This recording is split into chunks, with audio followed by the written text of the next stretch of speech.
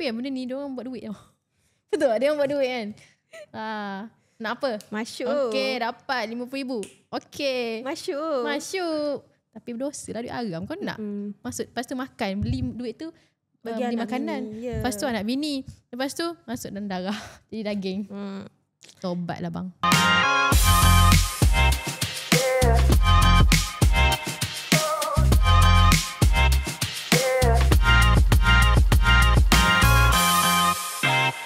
Assalamualaikum and hi semua. Welcome to our mini podcast.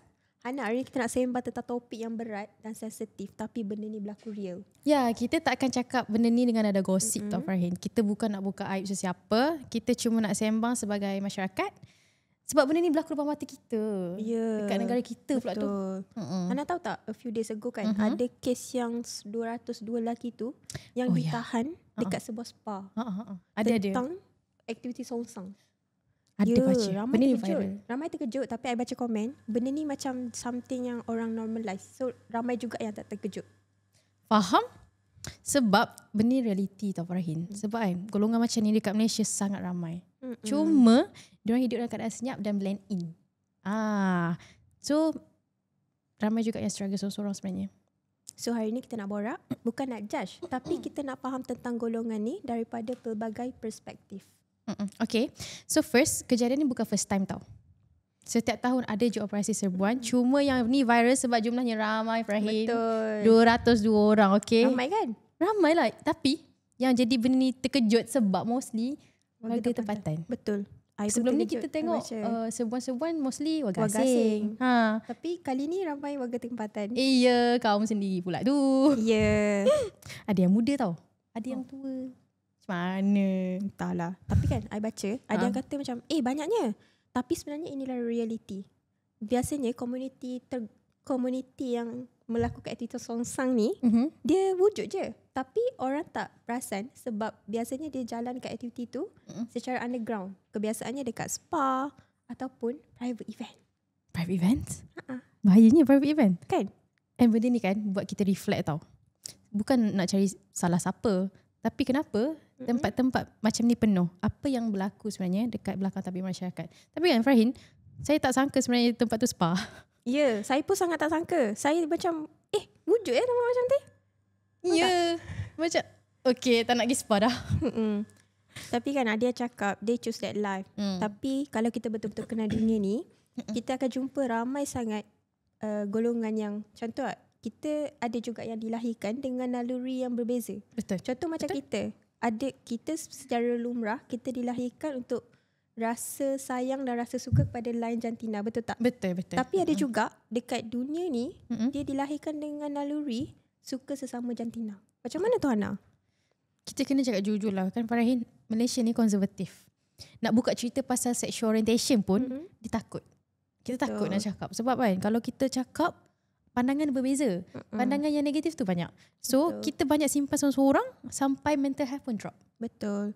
Dan sebenarnya kan golongan ni, dia datang daripada pelbagai background. Dan yang paling mengejutkan, ada yang datang daripada background agama yang cukup. Hana pernah dengar tak tentang kes sebelum ni, tentang selebriti agama tu, dia dikaitkan dengan isu amang seksual? Oh ya. Ada, ingat. 2 Ya. years ago kot. Ke bila? Tapi dia macam baru masuk berita hari tu. And kita nampak tak dekat sini, walaupun mereka ni ada pendidikan agama yang cukup, dia still ada naluri untuk melakukan perkara yang terpesong. Betul tak? Betul. Dan bila diorang rasa tak diterima kan, mereka akan cari acceptance dekat tempat lain. Sebab sekeliling dia menolak. Betul. So dia akan carilah tempat-tempat yang boleh menerima dia. Tapi kan kadang-kadang tempat tu bukan environment yang baik pun. Betul.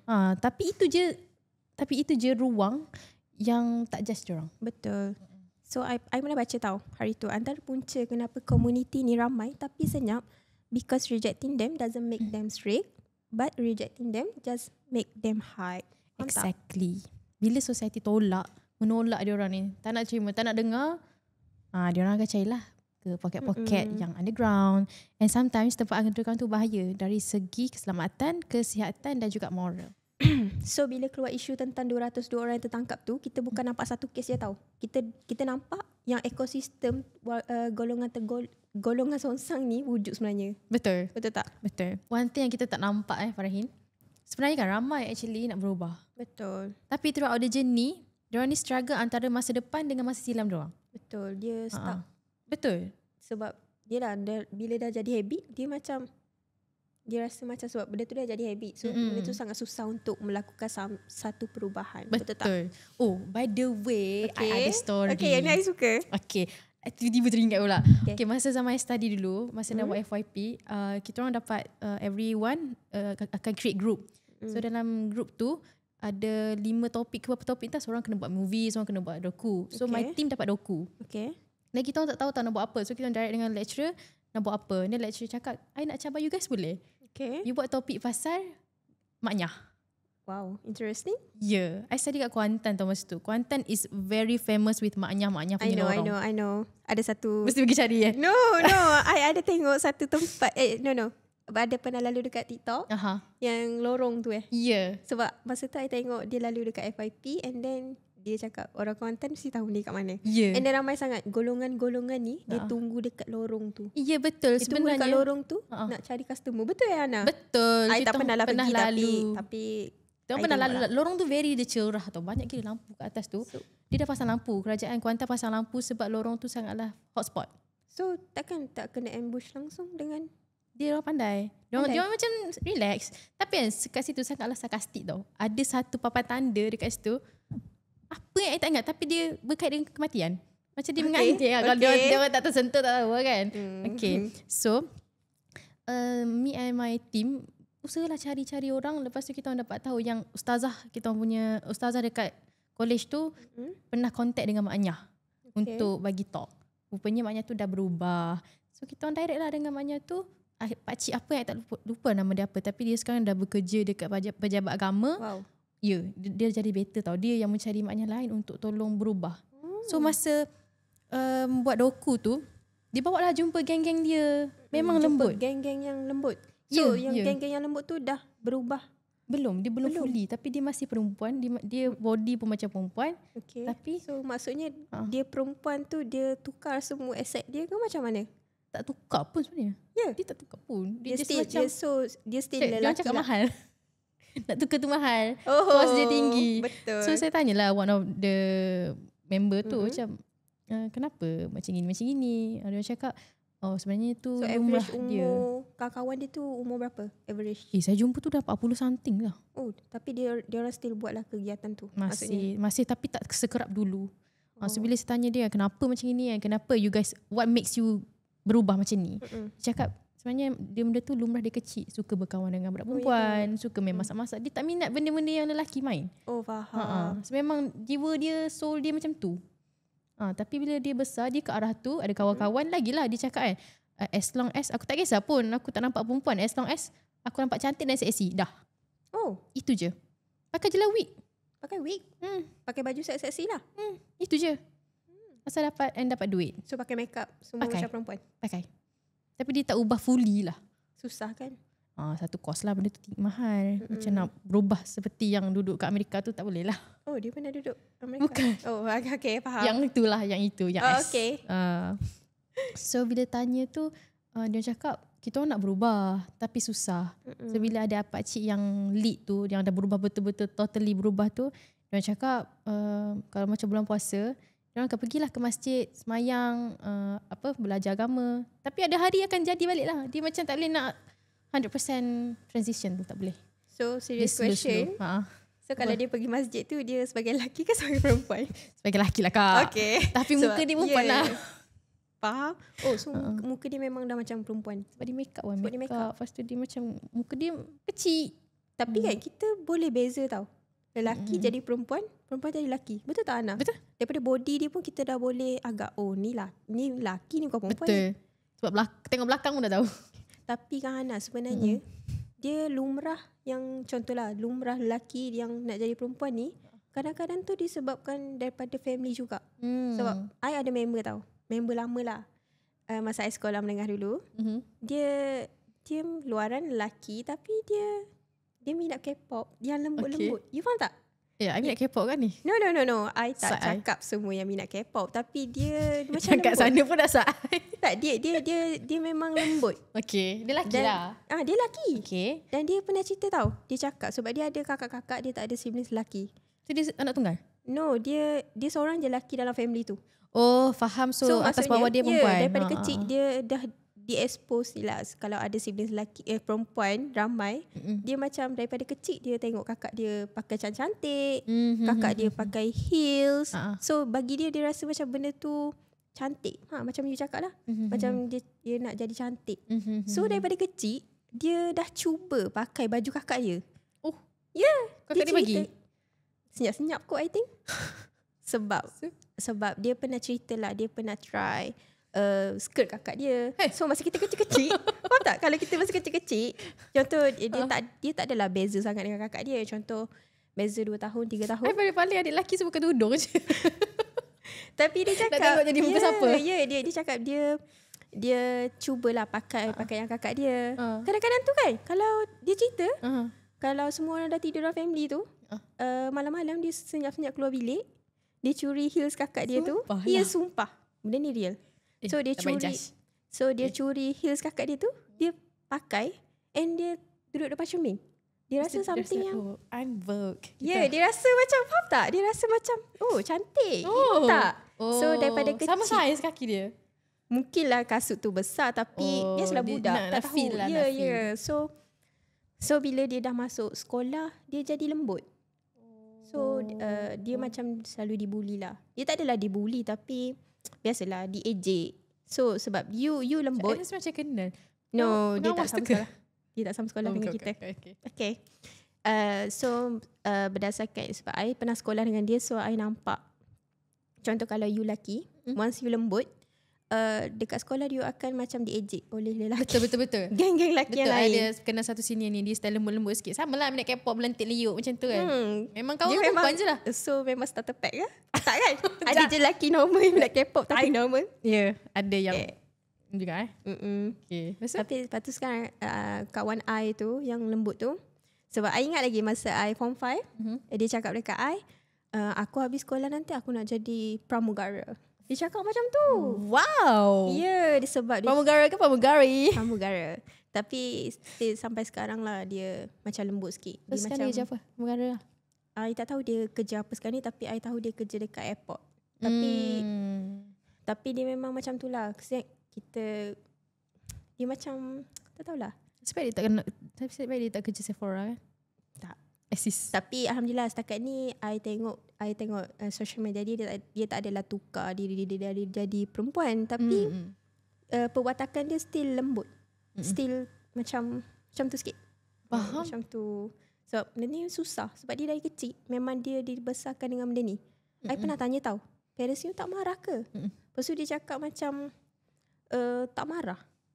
Sebab kenapa I tak tahulah tak marah ataupun dah marah. bimbing elok ke anak lelaki seorang je kan? Sayang lebih. Mungkin susah kot. Mungkin sebab nak back kepada lumrah asal tu macam susah. Sebab dia dari kecil dia dah di-expose dengan benda ni. Betul juga. I think like patutnya family dia lah kot dari awal. Patutnya family. Betul. Sebab benda ada ni dari juga family, betul tak? Betul. Ada juga kawan yang atas kakak dia semua kakak, bawah adik perempuan, dia semua je lelaki. Ganas je. So daripada family. Di family. Dia bergaul dengan lelaki. So tak ada masalah pun sebenarnya. Jangan nak salahkan naluri. Betul. Kadang-kadang tu naluri boleh je kot. Tapi itulah kita tak ada dekat tempat dia. Kita tak fit the shoe. So kita tak boleh nak cakap. Betul tak? Ada orang dia tak sama macam kita. Kalau semua orang sama macam kita yang normal ni, kita tak adalah masalah tu. Betul. Settle. Aman. Betul. Sebab tu dekat social media kan, macam banyak je confession yang ada yang I baca latest tu, confession anak dia. Oh anak. Ni biar anak dia. Anak dia cakap bila anak dia dah besar ni, anak dia realise yang ayah dia ni sebenarnya ayah dia ni Songsang. Faham tak? Dah besar dah baru tahu. Dah besar dah baru tahu. Dia tahu dia kecil sebenarnya. Dia tahu sebab ayah dia kena HIV. Oh my god. Menyusahkan. And then dia discover yang phone ayah dia tu, ayah dia tu banyak join group-group yang faham dekat rumah biru. Rumah biru. Rumah biru. So dia macam terkejut lah sebab dia kesian dekat mak dia. Faham tak? So actually dia lah lavender marriage. Dia lah. Tapi menghasilkan bukti. Bukti yang dia tu straight. Ya, kadang kesian kan dekat pasangan-pasangan yang terperangkap dekat lavender marriage ni. Lavender marriage. Especially kesian dekat wife lah. Betul tak? Literally digunakan macam anak patung. Dah ada anak. So macam kesian lah dekat anak-anak kan. Betul. Dia akan affect dia punya anak-anak mental health apa semua. Tapi kau perasan dekat sekolah pun ada je orang-orang yang macam tu. Ramai dia menunjukkan. Contohnya yang kita boleh tengok cara percakapan dia, kadang kan kalau contoh macam I cerita tadi, kawan I tu dia lelaki, dia bergaul dengan perempuan je. Tak kawan lelaki langsung. Ada pun biasanya kawan dia akan ada kawan lelaki yang nerd. Faham tak? Yang macam tak loud, yang macam senyap. Sebab masa tu dia macam banyak kawan dengan perempuan. So dia selalu datang dekat I, dia macam nak gosip-gosip. Faham tak? Dia biasanya girl-girl je gosip. Tapi dia jadi pelik sebab dia ni lelaki. Lepas tu dia lembut-lembut. Lepas tu macam... Tapi lembut tak salah tau. Sebab dia tu memang karakter someone. Tak juga. Tapi ada saya ada kawan yang lembut. Kita ingat dia songsang. Okay. Tapi sebenarnya dia okey je. Dia suka masak. Lepas tu dia lembut. Cuba dia lembut je. Sekarang dah jadi chef dekat China. Oh iya ke? Tapi lembut ni kita boleh beza tau. Lembut lelaki yang gentleman dengan lembut lelaki yang nak ke arah songsang. Tapi dia lembut yang macam ni. Okay. Tapi dia okey. Dia straight. Macam mana you define dia tu okay? Sebab dia tak adalah nak cantik. Dia just biasa je. Dia just biasa je. Dia memang dia ikut passion dia je. Aku jadi chef. Itu je. Semua dia lembut. So maybe dia normal je lah kot. Dia normal je. Tapi dia lembut. Kita tak boleh justify yang lembut tu. Betul. Tapi kita kena tengok jugalah cara pemakaian dia, cara percakapan dia ke. Kita tengok dia. Tahu-tahu make up. Ya.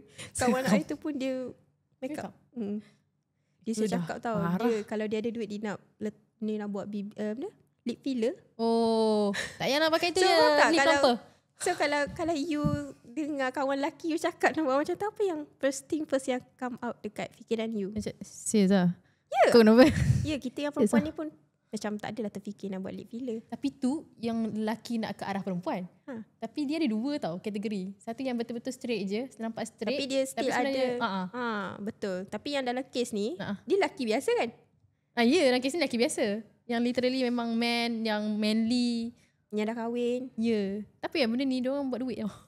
Betul tak? Dia orang buat duit kan? Nak apa? Masyuk. Okay, dapat RM50,000. Okay. Masyuk. Tapi berdosa lah duit haram. Kau nak masuk, lepas tu makan. Beli duit tu beli makanan. Lepas tu anak bini. Lepas tu masuk dalam darah. Jadi daging. Tobat lah bang. Sebab itulah kalau kita jumpa dengan orang yang macam ni, kita tak boleh sisihkan dia tau. Kita kena bantu, bimbing dia. Especially kalau orang tu, orang terdekat dengan kita. Contoh kawan-kawan kita ke, kita cubalah nasihat dia. At least we can try. Cakap pasal kawan. Masa sambung balik dekat FYP tu, sebenarnya kat college I ada kes lelaki macam tu. Lelaki yang songsang? Ya, lelaki yang songsang. So lecturer I gunakan grup kita orang untuk bukan menganjing, menegur dia. Ya, kita orang pasang so tu cara halus lecturer you lah untuk. I pergi cakap dengan dia pinjam wig boleh tak? So tak ada wig dekat Kuantan. Mana nak beli? Tak ada dana. Saya cakap aja pada dia, I nak pinjam wig boleh tak? Tapi you tengoklah I punya. So dia memang kecap. Dia okey tau. Kawan dia yang lagi seorang tu, partner dia tu yang macam terasa sangat sampai merentan. So dia ada partner lah dekat college tu. Partner kawan je. Partner yang sama-sama suka benda macam tu. Lembut. Dia merentan lah. Yang dia diam je. Yang seorang lagi tu macam, kau tak boleh macam ni. Tapi dia tak terima nasihat tu. Sekarang dah ada tetek. Sorry. Okay. Macam mana you tahu? You tengok dekat social media. Ada IG dia macam dah ada dua. Dia duduk dekat Kuantan lagi lah. Duduk KL. Okay, faham. So banyaknya duit dia. So sekarang ni you tengok dekat social media tu dia dah 100% jadi perempuan ke macam mana? Belum, slowly. Tapi I rasa dia kena buang family. Kena buang family. Dia ada cerita dekat IG dia. Tapi sedih kan? Sedih. Itu salah satu faktor family tak terima. Betul. Sebab patutnya family ni lah kena mainkan peranan penting untuk menegur. Walaupun tolong dia. Ya, walaupun kita rasa macam contohlah anak kita ni susah nak dengar kata, tapi tu memang tanggungjawab kita untuk menegur. Betul tak? Kita tak boleh nak terus buang dia. Betul. Itulah antara ujian ibu bapa. Antara ujian parents. Ya. Untuk didik dia daripada Kita kan baby kan kain putih, corak dia macam mana. Okay, kalau dia salah sikit kita fix lah. Betul. So parents lah. Parents tu And family members. salah satu. Jangan macam dia. Tapi kan dari sudut agama kita memang jelas tahu. Homoseksual ni memang diharamkan. Diharamkan. Bukan something yang kita perlu normalizekan sebenarnya. Betul tak? Betul. So benda yelah, kita tak boleh nak cakap zaman study dulu ustazah dah ajar apa-apa semua. Jipu lah daripada zaman sekolah kan benda dah ajar. Kau apa kau kena bilut. Kan? Betul. Nak ke jadi macam tu? Tak mengaku umat. Nabi tak mengaku umat kan? Betul kau nak bilut cik Izzat? Betul. Tanya je. Nak ke terbalik tu? Bumi. Bumi kan? Bumi terbalik. Tolong lah. Tapi itulah sekarang ni memang ramai sangat orang normalizekan. Suka kepada kaum sendiri ni kan Hana. Betul. Takut betul. Dia terlalu normalize sangat. Dekat Terengganu bila up banner tu kena kecam. Ingat tak? Billboard tu. Ingat? Yang terigat belah sana. East Coast okay je. Kenapa kecam Sebab dia rasa macam tu hak masing-masing, human rights bagi dia orang. It's not human rights. Janganlah nak westernize sangat kepala tu. Kita dekat Malaysia je bang. Kita kat Malaysia. Ustaz tu ramai. So disebabkan orang-orang yang marah ni lah yang menyebabkan something yang dia orang rasa macam aku ada backup. Dia orang rasa macam dia boleh je nak buat benda tu. Tapi kalau ikut agama Islam memang benda ni sangat sangat dilarang sebenarnya. Betul. Sangat dilarang. Memang haram. Memang tak haram. Boleh. Haram. Sebab apa haram? Adalah reason dia. Ada penyakit. Betul. Dapat rezeki tersekat. Banyaklah reason dia. Bukan saya saja Tuan cakap tak boleh. Sebab tu kita kena selalu ingat lah. Kalau contoh kawan you kena tegur lah. Okay? Sedar sikit. Bala datang sebab kau. Kita boleh cakap macam tu tau. Okay. Baru tadi saya cerita kita tak boleh nak cakap macam tu. Kita tak boleh nak terus throw hate dekat orang tau. Tak dia ada dinding. Sebab tu saya cakap kita tak boleh jadi netizen, betul tak? Kita dah janji tadi kita tak boleh jadi netizen social media. Okay. Tapi susah kan kalau kita terus nak bersangka baik dekat orang. Sebab kita pun dah jahat sebenarnya. Astaghfirullahalazim. Penat aku. Kat mana? Kita back kepada topik asal kita lah. Kat mana? Mana? Yang ni. Oh ni. Okay. Yelah Farahin. Ambil nafas sekejap. Betul. Haram tetap haram Farahin. Kita tak boleh nak normalize, tak boleh nak romanticize, tak boleh nak justify benda haram ni. Haram is haram. No means no. Tak ada nak simpati ke apa-apa. Tapi kalau kita simpati dengan struggle someone, hukum Allah ni tetap. Yelah, tak boleh ikut rasa kita. Kita macam tak apalah, boleh je. Kau. Tak boleh kan? Tak boleh. Haram tu haram lah. Tak boleh, tak ada nak. Ibarat macam cakap ni, tak apalah tipu sunat. Mana ada sunat-sunat? Mana ada tipu sunat? Tipu tu sunat. Tak boleh. Tak boleh. Tak ada. Tipu-tipu lah. Tak boleh sunat-sunat. Macam tu. Nak sunat apa? Tipu-tipu lah. Mesti apa nak tipu sunat? Tipu betul ada. Apa barang main tipu sunat ni? Tipu betul lah. Nak tipu-tipu je lah. So untuk sesiapa yang tengah struggle nak melawan naluri dia tu, pintu taubat masih terbuka. Betul. Selagi bumi Allah ni ada matahari, bertaubatlah. Okay. Sangat deep. Okay. Nah, naik belah barat. Sadaqallahul azim lah. Habis buku dah tak boleh terima dah. Sempat dah nak bertaubat. Betul. Sebentar so tak kira sejauh mana dah you all sesasar ke apa ke, ingatlah pintu taubat tu masih ada. Kan Hana kan? Betul. Kalau nak marah pun janganlah sampai menghalau. Jangan sampai menghina. Betul, jangan menghina, menghalau, buang dia, sisihkan dia. Astaghfirullahaladzim. Awak cakap sebab awak turun balik tu. Aduh. Punca. So kiranya awak lah rupanya netizen yang menyebabkan dia orang. Kadang-kadang saya tak boleh juga macam kau dah ni tak boleh lah kita macam tu. Kita selalu nak terus nak salahkan orang, betul. Tengok KL tu dah kena serbu, dah kena ambush. Cerah. Taufan hari tu. Banjir kan teruk. Lepas tu I baca kat komen kan, ni lah sebab punca banjir dekat KL. Lepas tu ada komen, terpaling. I tak faham. So maksudnya netizen yang terus cakap macam tu, dia macam nak ambil alih kerja Tuhan. Kau punca bala datang. Macam mana dia tahu? Macam mana tahu apa? Tak, I mean like, macam mana netizen tu tahu punca dia? Yelah, kan jadi bala. 2 hari lepas kan banjir, hujan, No, lebat, I mean banjir. like, macam mana dia nak terus nak cakap, oh sebab kau lah bala. Kita boleh cakap macam tu. Tak Tu boleh. kerja Tuhan. Tapi sebab ngam. Kena ambush terus cerah 2 hari.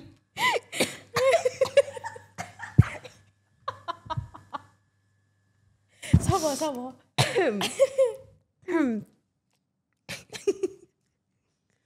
Dah lepas nak suka. Batuk. Okay, so sebagai manusia ni kita kena cakap baik-baik lah kan dia. So Hana, berdasarkan perbincangan kita tadi, kita dah berbincang pasal topik ni daripada banyak perspektif. Betul tak?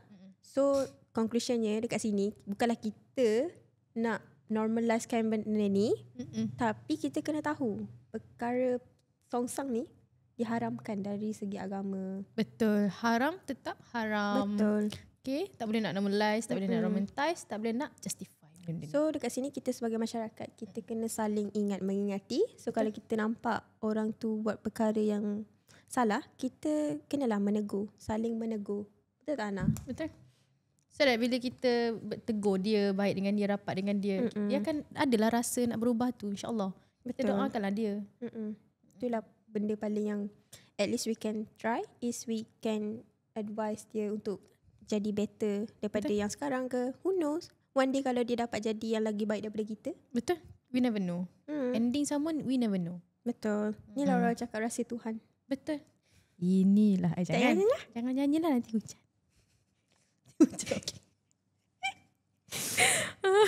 Ada je ruang untuk bertaubat tu. Betul. InsyaAllah. Jangan rasa disisir, jangan rasa dibenci. Berubah tu kena usaha lah. Betul. Kita tak boleh nak.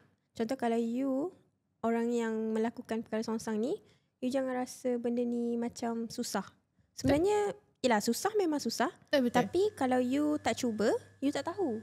Yeah. You boleh keluar tak daripada comfort zone you tu. Betul. Kena usaha lebih sikit. Betul lah tu, Rahin. So kita tak boleh nak harapkan orang untuk ubah kita tau. Kita boleh gunakan, kita boleh mengharapkan orang untuk menjadi pembimbing kita. Dan selebihnya, kita sendiri yang kena ubah. Betul. Kita tak boleh ubah orang tawana. Betul. Sebab kalau dia tak nak berubah, tak boleh buat apa juga. So yang penting, kita kena cuba untuk berubah sendiri. Betul. Kita kena boleh, ada rasa nak berubah tu. Kena bergerak, move. Betul. Gila Farahin. Kita dah banyak sembang Hana. Dah akulah. So jumpa korang next episode. Bye. Bye.